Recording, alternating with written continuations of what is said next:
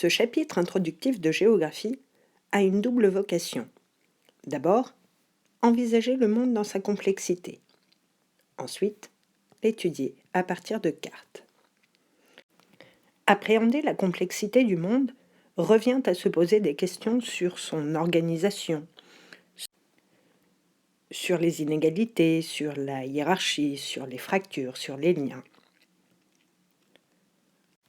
La réponse à ces questions doit être trouvée dans l'étude de cartes, outil principal de la géographie, mais qui demande une étude critique puisqu'une carte, c'est une représentation et donc une simplification.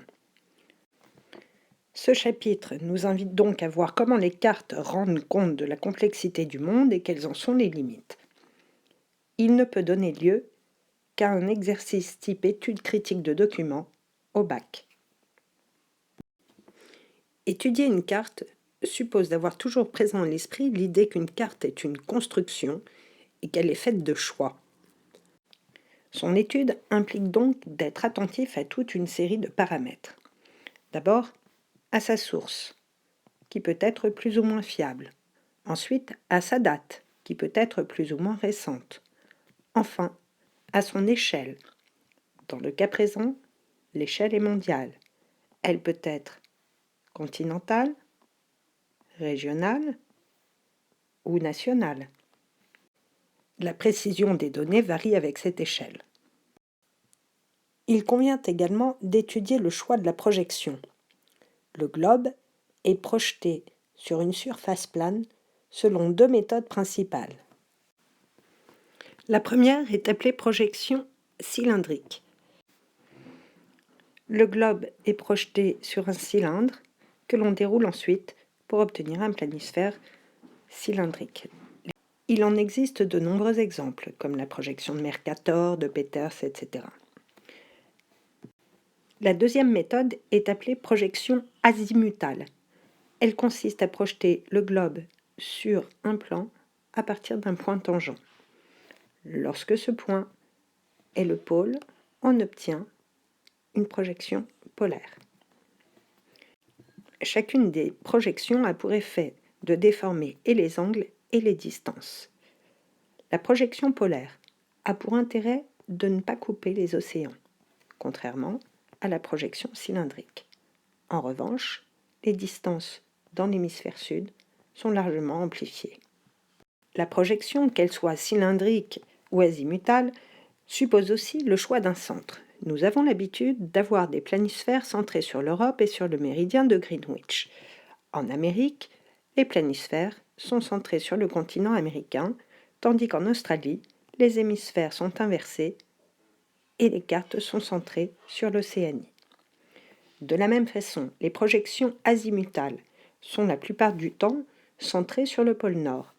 On peut imaginer, comme dans le cas présent, de centrer la projection sur les îles d'Hawaï. Ainsi, tous les points, tous les espaces, tous les pays, tous les continents de la Terre peuvent se trouver au centre du monde. La métrique, c'est-à-dire la mesure et le traitement de la distance, peuvent être envisagés différemment, soit classiquement, soit par anamorphose. Ces trois cartes présentent une étude de la richesse dans le monde. Les deux premières par l'étude du PIB, la dernière par l'étude de la pauvreté dans le monde. Le PIB est ici représenté de façon classique avec une échelle définie à l'équateur. Ici, le PIB est représenté par des rectangles dont la surface varie en fonction de la grandeur du PIB. L'avantage de l'anamorphose est qu'elle met en évidence immédiatement les pays les plus riches et les plus pauvres. Dans ce dernier exemple, qui est un cartogramme forme d'anamorphose, c'est cette fois-ci la pauvreté dans le monde qui est représentée. Les pays sont proportionnels au nombre de personnes qui gagnent moins de 1 dollar par jour. Là aussi, les pays frappés par la grande pauvreté apparaissent immédiatement, tandis que les pays riches sont mis en évidence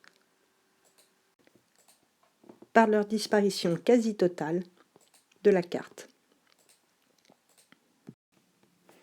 Enfin, le cartographe fait des choix d'indicateurs, de figurés et de seuils.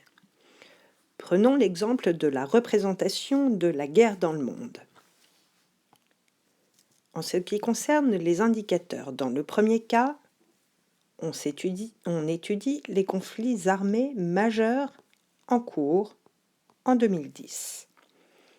Dans le second, il ne s'agit plus de conflits armés, mais d'état de la paix, qui est qualifié de très élevé, élevé, très bas, etc.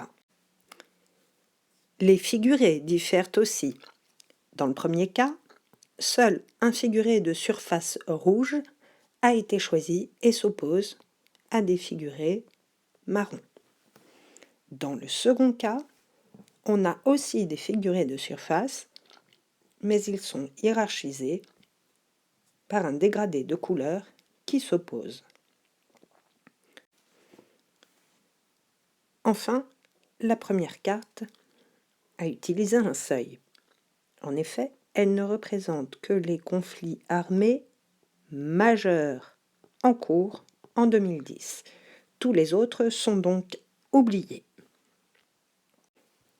Ces différents choix opérés présentent donc le monde en guerre en 2010 de façon tout à fait différente. À vous de les démontrer.